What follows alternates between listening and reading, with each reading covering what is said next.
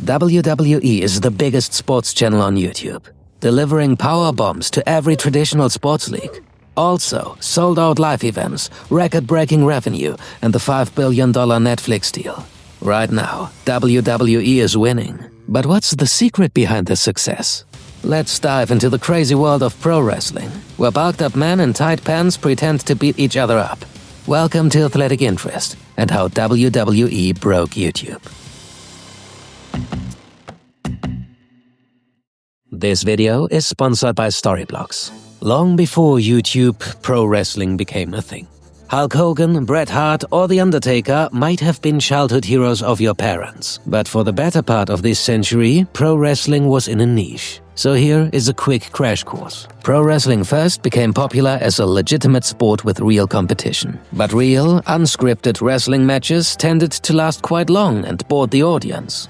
To make things more exciting, promoters started to fix matches. This allowed them to turn their more charismatic wrestlers, the ones the audience cared about, into champions. In the late 1800s, promoters took it a step further. In addition to match fixing, they combined the athleticism of wrestling with more and more theatrical storytelling. The storylines mostly relied on age-old concepts like good versus evil, including friendship, betrayal, rivalry, and jealousy.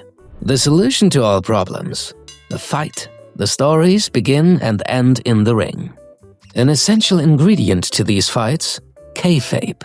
That basically means everyone pretends that everything is real. The wrestlers, the promoters, the audience. Unlike most other sports, the ultimate goal is not winning, but generating reactions and engagement from the audience. While staging match outcomes as a strategy is unthinkable in traditional sports, and also related forms like Olympic and collegiate wrestling, it worked in pro wrestling and made it popular, especially in the US.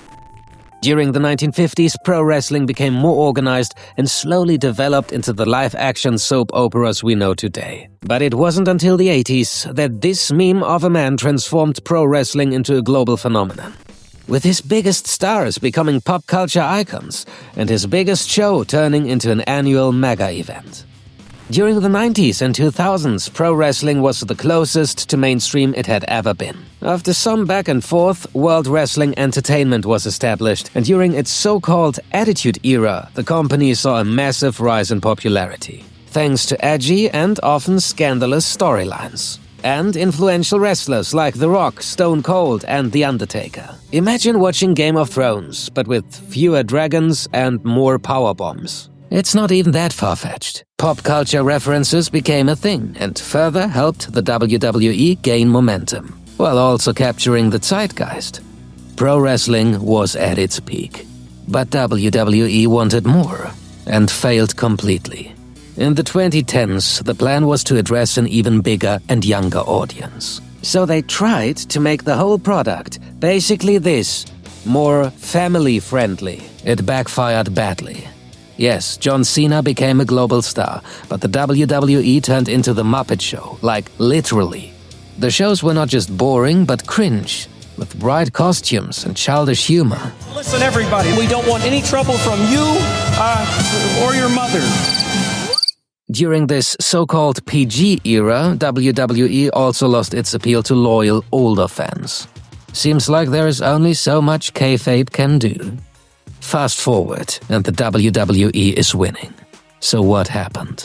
They learned their lesson and became a little more humble. In 2014, they launched the WWE Network, their own subscription-based online television channel for the loyal, die-hard wrestling fans. At that point, it looked like WWE had accepted its niche status. But then again, they decided to grow, to mainstream the brand. And this time, WWE did a far better job. By not addressing families, but sharpen their USP and concentrate on three things. They would put even more emphasis on storytelling, long-term rivalries, and developing deeper characters. The result? New superstars and a more engaged audience. But it's not just that. As kayfabe is no longer paramount, wrestlers are now allowed to act out of character when they are outside of the ring, making it easier for WWE to market them to broader audiences. Or inviting someone outside the wrestling bubble. Thanks to the presence of mainstream personalities like The Rock, Bad Bunny, Logan Paul, and iShowSpeed, the WWE caught the attention of the young audience. The age group they failed to connect with in the last years. And now, with a $5 billion Netflix deal, chances are even higher to attract new viewership. Like Drive to Survive and Formula One. Yeah, we know, in every video.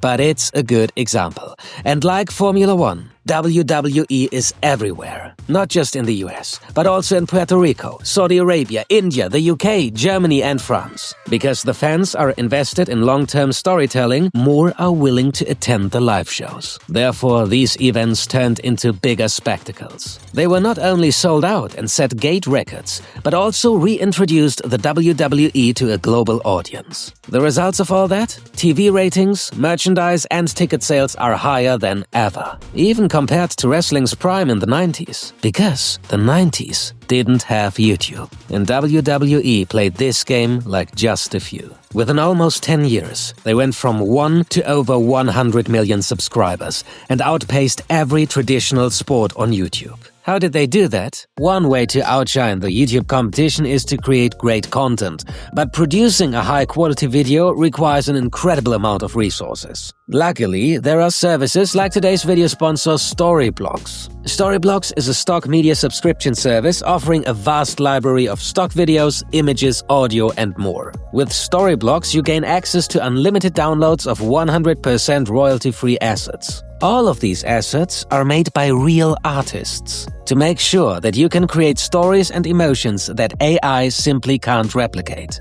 And the best thing, you can access the entire Storyblocks stock library directly within Premiere Pro and After Effects with the Storyblocks plugin for Adobe Creative Cloud. So you can focus on creating content that actually slaps. To get started with unlimited stock media downloads at one set price, head to storyblocks.com/athleticinterest or click the link in the description. Thanks for supporting us. And now back to the question how WWE outpaced every traditional sports on YouTube. They have an unfair advantage over real sports. WWE never has a season ending where the championship is already decided. WWE never has a final where two Italians have almost no hits in 120 minutes. There's a reason why people say you couldn't have scripted that better after crazy moments in football games or Formula One races. And in WWE, it is scripted. They can do everything. Even the most unlikely scenarios. Therefore, they only have highlights, and YouTube is the platform for highlights. They already had the WWE Network for its loyal fans, and as a platform to create direct sales, but they weren't appealing to an audience outside of the wrestling bubble. They added the YouTube strategy to create brand awareness, and it became key for the WWE product. They did everything all big sports companies and federations do. Behind the scenes, storyline elements, and match highlights immediately post-show. But they have the better storyline elements, because they are not driven by competition. Their views for the highlight video do not depend on whether arch rivals play in the same league or Mbappé scores a fantastic goal. If Mbappé was in WWE, he would definitely score a hat-trick against his goalkeeper brother with overhead kicks, and his team would still lose. WWE's appeal comes purely from the entertainment side. Storylines are not just a byproduct, but the main selling point. Match outcomes can be fixed in a way it creates the most buzz among fans, while they can plan their digital content in detail in advance. They are in total control of how exciting the shows are.